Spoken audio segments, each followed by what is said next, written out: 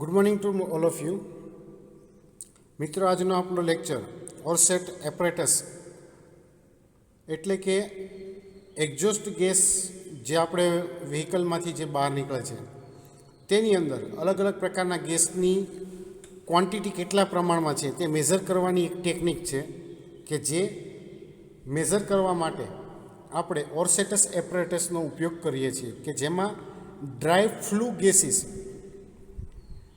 નો પ્રમાણ કેટલા પ્રમાણમાં છે તે નક્કી કરવાની એક મેથડ છે. હવે મિત્રો આપણે જોઈએ છીએ કે વ્હીકલની અંદર અલગ અલગ પ્રકારના નોર્મ્સ આવેલા છે. BS સ્ટાન્ડર્ડ આવે છે, યુરો નોર્મ્સ આવે છે.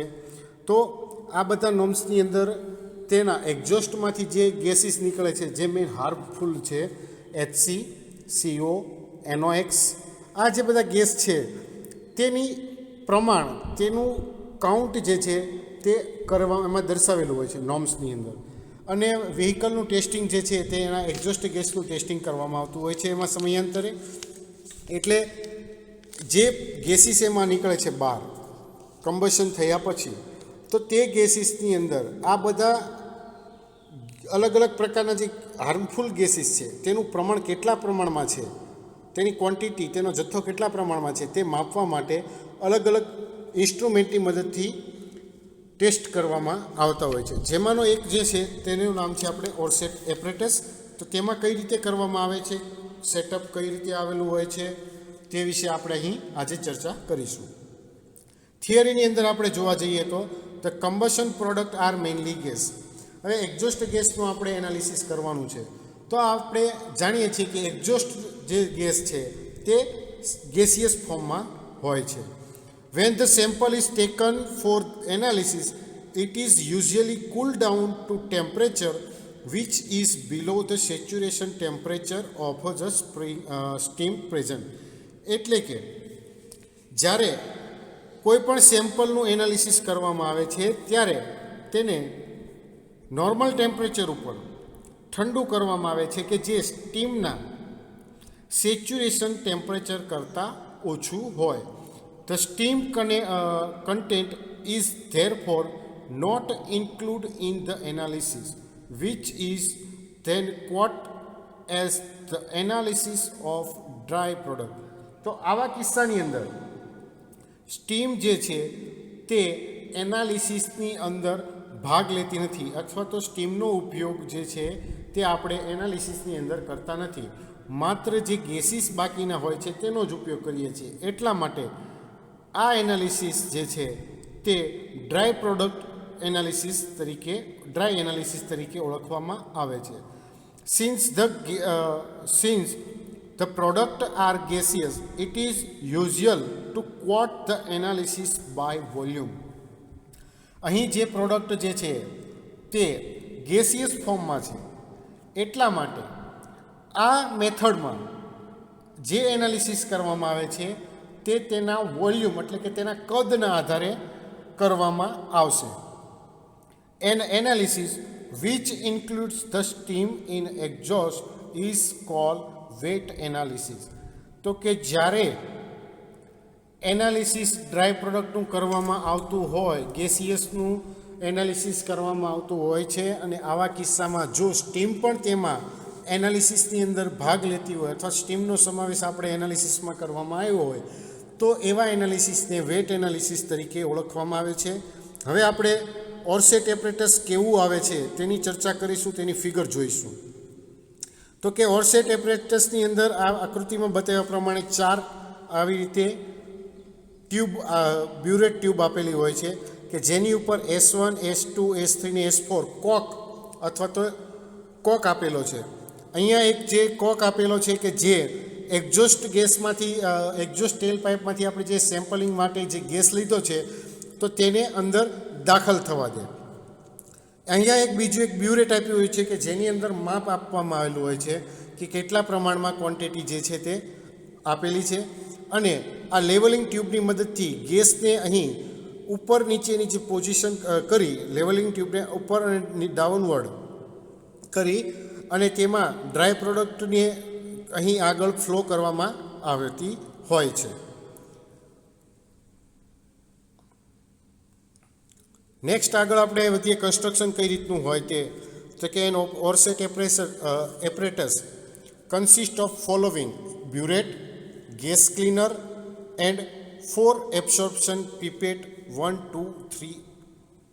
એટલે કે ઓરસેટ એપરેટસની અંદર બ્યુરેટ આપવામાં આવેલી હોય છે, એક ગેસ ક્લીનર હોય છે અને ફ્યુઅલના એબ્સોર્પ્શન માટે પીપેટ આપવામાં આવેલી હોય છે. ધ પીપેટ આર ઇન્ટરકનેક્ટેડ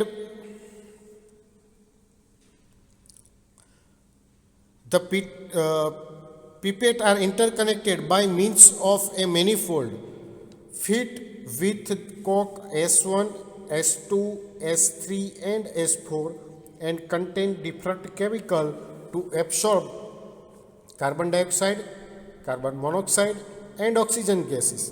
તો કે પીપેટ જે આપણે યુઝ કરવામાં આવેલી છે 1, 2, 3 અને 4 જે આપણે ઉપર ફિગરની અંદર જોઈ ગયા, તો એ એકબીજા સાથે મેનિફોલ્ડની મદદથી જોડવામાં આવેલી હોય છે અને આ મેનિફોલ્ડમાં પીપેટનો કંટ્રોલ કરવા માટે S1, S2, S3 ને S4 એમ 4 કોક આપવામાં આવેલા હોય છે. અને આ બધી જે ચારેય પીપેટો છે તેમાં અલગ અલગ પ્રકારના કેમિકલનો યુઝ કરવામાં આવેલો હોય છે, તેમાં રાખવામાં આવેલો હોય છે કે જેનો ઉપયોગ અલગ અલગ પ્રકારના ગેસીસને શોષવાનું કામ કરે છે. જેમ કે ગેસીસની અંદર જોવા જઈએ તો કાર્બન ડાયોક્સાઇડ, કાર્બન મોનોક્સાઇડ અને oxygen gas. Each pipette is fit with number of small glass tube which provide a greater amount of surface. તો કે આ દરેક પીપેટ જે છે 1, 2, 3 અને 4 તેની અંદર નાની નાની કાચની ભૂંગળીઓની ગોઠવવામાં આવેલી હોય છે કે જેને કારણે સરફેસ એરિયા જે છે તે થોડોક વધી જાય. These tube are weighted by absorbing agent and are exposed the gas under analyzer. એટલે કે આ નળીઓ જે છે, આ જે બધી ભૂંગળીઓ છે તે તેની અંદર જે કેમિકલ નાખવામાં આવેલું હોય છે તેનાથી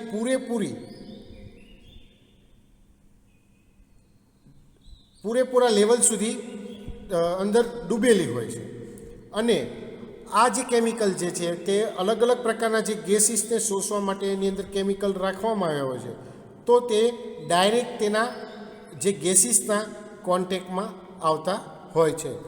the measuring burette is surrounded by water jacket to prevent change in temperature and density of the gases. એટલે કે બ્યુરેટની અંદર મેઝરમેન્ટ અટકાવવા માટે અને ટેમ્પરેચર ડિફરન્સ અને જે ગેસીસ છે તેની ડેન્સિટીને ઘટાડવા માટે વોટર જેકેટની મદદથી બ્યુરેટ જે છે તે વોટર જેકેટની મદદથી બ્યુરેટ કમ્બાઈન કરેલું હોય છે. The pipette 1, 2, 3 contain the following chemical. જે 3 પીપેટ આપણે વાપરવાની ડ્રાય ફ્લુ ગેસીસના એનાલિસિસ માટે વાપરવામાં આવેલી છે તેની અંદર અલગ અલગ પ્રકારના કેમિકલ વાપરવામાં આવેલા છે કે જેમાં જોઈએ તો પીપેટ 1ની અંદર KOH એટલે કે કોસ્ટિક સોડા યુઝ કરવામાં આવે છે કે કોસ્ટિક સોડાનું કામ જે છે તે કાર્બન ડાયોક્સાઇડને શોષવાનું છે. જ્યારે પીપેટ 2ની અંદર પાયરોગેલિક એસિડનો ઉપયોગ કરવામાં આવ્યો છે અને પાયરોગેલિક એસિડની મદદથી ઓક્સિજનની ટકાવારી અથવા તો ઓક્સિજન ગેસનું શોષવામાં આવે છે અને એબ્સોર્બ કરવામાં આવે છે. પીપેટ 3ની અંદર ક્યુપ્રસ ક્લોરાઇડનું એસિડ રાખવામાં આવેલું હોય છે કે જેનો ઉપયોગ કાર્બન મોનોક્સાઇડનું એબ્સોર્બ કરવા માટે થાય છે. અને આ એપરેટસની સાથે એક લેવલિંગ બોટલ પણ વાપરવામાં આવેલી હોય છે અને 3-વે કોક જે છે તે ડાયરેક્ટ કનેક્ટ કરવામાં આવેલો હોય છે કે જે એટમોસ્ફિયરમાંથી જે ગેસીસ આવતા હોય છે તેનું કંટ્રોલિંગ કરી શકે. કઈ રીતે મેઝરમેન્ટ કરવામાં આવે છે એમાં જોઈએ તો 100 centimeter cube of the gas whose analysis is to be made is dropped into bottle by lowering the leveling bottle. એટલે કે 100 સેન્ટીમીટર ક્યુબ ગેસનું એનાલિસિસ કરવાનું હોય છે કે જેમાં લેવલિંગ બોટલને નીચેની તરફ રાખી અને ગેસને અંદર ખેંચવામાં આવતો હોય છે. The stop cock S4 is then open and the whole flue gas is forced to pipette 1. હવે અહીંયા S4 કોક જે છે તેને બંધ કરવામાં આવે છે અને જેટલો ગેસ આપણે સેમ્પલ લીધેલું હોય છે તેને ફોર્સફુલી પીપેટ 1ની અંદર દાખલ કરવામાં આવે છે. The gas remain in this pipette for some time. The most of carbon dioxide is absorb. હવે ગેસ જે છે તે પીપેટ એકની અંદર દાખલ થયો છે તો પીપેટ એકની અંદર KOHનું દ્રાવણ આપણે રાખેલું છે કે જેનું કામ છે તે કાર્બન ડાયોક્સાઇડનું પ્રમાણ કેટલું છે તે માપવાનું છે. તો એ માપશે કઈ રીતે કે જે ફ્લુ ગેસીસ અંદર જમા થાય છે તો તેમાંથી કાર્બન ડાયોક્સાઇડને શોષી લેશે, એબ્સોર્બ કરી લેશે. The levelling bottle is then lower to allow the chemical to come to its original level. હવે ફરીથી પાછું લેવલિંગ બોટલ જે છે તેને નીચેની તરફ ફેરવવામાં આવે છે કે જેથી કેમિકલ લેવલ જે છે તે પોતાના ઓરિજિનલ લેવલ સુધી પહોંચી જાય. The volume of the gas thus absorb is read on the scale of the measuring burette. હવે કાર્બન ડાયોક્સાઇડ કેટલા પ્રમાણમાં છે તેનું માપવા માટે, તેનું જથ્થો કેટલો છે તેનું વોલ્યુમ મેઝર કરવા માટે બ્યુરેટની અંદર જે મેઝરિંગ ઇન્ડિકેશન આપણને આપેલા છે તો તેની મદદથી કાર્બન ડાયોક્સાઇડ પાર્ટિકલનો જથ્થો કેટલો છે તે અહીંયા મેઝર કરવામાં આવે છે. Thus the flue gas is then force through the pipette 1 for the number of time to ensure that the whole of the CO2 is absorb. એટલે કે ફ્લુ ગેસને પીપેટ એકમાંથી પ્રેશરાઇઝ કરવામાં આવે છે અને CO2 જે છે તે અહીંયા એબ્સોર્બ કરવામાં આવતો હોય છે. નેક્સ્ટ આગળ વધીએ તો further the remaining flue gas is then force to pipette 2 when containing pyrogallic acid to absorb whole O2. ત્યાર પછી આપણે આગળ વધીએ તો બાકીનો જે ફ્લુ ગેસ છે તેને પીપેટ નંબર 2ની અંદર ફોર્સફુલી પ્રેશરાઇઝ કરીને દાખલ કરવામાં આવે છે કે જેની અંદર આપણે પાયરોગેલિક એસિડનું દ્રાવણ રાખવામાં આવેલું છે અને આ પાયરોગેલિક એસિડ જે છે તે ગેસની અંદર કેટલા પ્રમાણમાં ઓક્સિજનની માત્રા જે છે તે ગેસમાંથી ઓક્સિજનને શોષીને નક્કી કરવા માટે ઉપયોગમાં લેવામાં આવે છે. હવે આગળ એમાં વધીએ તો જે કંઈ રીડિંગ આપણને મળશે અહીંયા બ્યુરેટની જે બ્યુરેટ જે છે ફરીથી પાછી ઓલી જે લેવલિંગ ટ્યુબ જે છે તેને નીચેની તરફ કરી અને વોલ્યુમ કેટલું જે છે તે મેઝર કરવામાં આવે છે. હવે અહીંયા જે મેઝર કરેલું વોલ્યુમ જે છે તેમની અંદર આપણને CO2 અને O2 એમ બંનેના કેટલા કન્ટેન્ટ જે છે તે મળે છે. તો CO2નું જે પહેલું રીડિંગ હતું તેને આ ટોટલની અંદરથી બાદ કરવામાં આવે તો આ કિસ્સામાં આપણને O2નો જથ્થો કેટલા પ્રમાણમાં હતો તે આપણે ઇઝીલી મેઝર કરી શકીએ છીએ. Finally, as before, the sample of the gas is forced through the pipette 3 and 4 to absorb carbon dioxide completely. હવે આ જ રીતે આગળ વધતા જઈએ તો પીપેટ નંબર 3 અને પીપેટ નંબર 4ની અંદર આપણે ક્યુપ્રસ ક્લોરાઇડ દ્રાવણ રાખવામાં આવેલું હોય છે અને આ ક્યુપ્રસ ક્લોરાઇડનું દ્રાવણ જે છે તે કાર્બન મોનોક્સાઇડનો જથ્થો ગેસીસ જે આપણે અંદર સેમ્પલ ગેસની અંદર કેટલા પ્રમાણમાં છે તે માપવા માટે રાખેલો હોય છે. તો અહીં બાકીનું જે ગેસીસ જે છે ફ્લુ ગેસીસ તેને પીપેટ 3 અને પીપેટ 4ની અંદર દાખલ કરવામાં આવે છે કે જ્યાં કાર્બન મોનોક્સાઇડ પાર્ટિકલ ગેસીસ જે છે તે કેટલા પ્રમાણમાં છે તે અહીં શોષાઈ જાય છે. And the amount of the nitrogen in sample can be determined by subtract from the total volume of the gas CO2, CO and O2. અને છેલ્લે નમૂનો જે આપણે સેમ્પલ લીધેલો છે તેની અંદર નાઇટ્રોજનની માત્રા કેટલી છે તે CO2, CO અને O2ના ટોટલ જથ્થાને બાદ કરી અને જે રીડિંગ આવે છે તે આપણને નાઇટ્રોજનનું પ્રમાણ સેમ્પલ ગેસની અંદર કેટલું છે અથવા તો કેટલું હતું તે દર્શાવે છે. Orsat apparatus give an analysis of the dry product of the combustion. Orsat એપરેટસની મદદથી આપણે કમ્બશન પામેલા ડ્રાય પ્રોડક્ટનો એનાલિસિસ કરવા માટે ઉપયોગ કરીએ છીએ. Step may have been taken to remove the steam from the sample by condensing, but as the sample is collected over water, it becomes saturated with water. એટલે કે અહીં જે સેમ્પલ જે છે તેમાંથી સ્ટીમને દૂર કરવામાં આવે તો ત્યારે જે કંઈ પગલાં આપણે લીધેલા છે તે હોય છે, પણ પાણી નમૂનાની અંદર કોન્સન્ટ્રેટ કરવામાં આવે, ભેગું કરવામાં આવે, લેવામાં આવે સેચ્યુરેશન લેવલે, તો તે પાણીની સાથે તે સેચ્યુરાઇઝ થઈ જાય છે. The resulting analysis is nevertheless a true analysis of the dry product.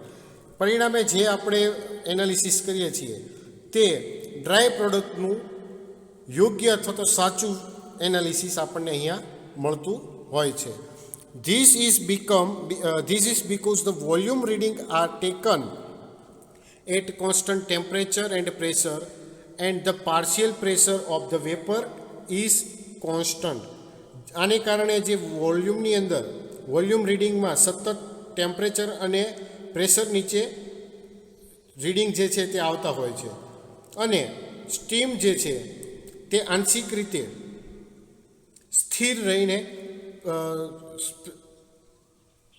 સ્ટીમનું partial pressure આ કિસ્સાની અંદર થોડુંક સ્થિર રાખવામાં, અચળ કોન્સ્ટન્ટ રાખવામાં આવતું હોય છે. This means that the sum of partial pressure of the remaining constituent is constant. એટલે કે બાકીના જે કોઈ પણ એલિમેન્ટ ઘટકો હશે તેનો પ્રેશરનો, તેના જે આંશિક પાર્શિયલ પ્રેશરનો સરવાળો જે છે તે કોન્સ્ટન્ટ રહેતો હોય છે. આગળ હવે જોઈએ તો vapour then occupy the same proportion of total volume at each measurement, hence the vapor does not affect the result of analysis. એટલે કે જે સ્ટીમ જે છે એ દરેક મેઝરમેન્ટના ટોટલ ક્વોન્ટિટીના સમપ્રમાણમાં રહે છે, એટલે સ્ટીમ જે છે તે એનાલિસિસના રિઝલ્ટને કોઈ પણ પ્રકારની અસર કરતું નથી. ફાઇનલ રિઝલ્ટ શું મળે છે તો કે hence we study the Orsat apparatus for analysis of the flue gas. એટલે કે ઓરસેટ એપરેટસની મદદથી આપણે ડ્રાય ફ્લુ ગેસીસનો એનાલિસિસ કરવા માટે ઉપયોગ કરી શકીએ છીએ.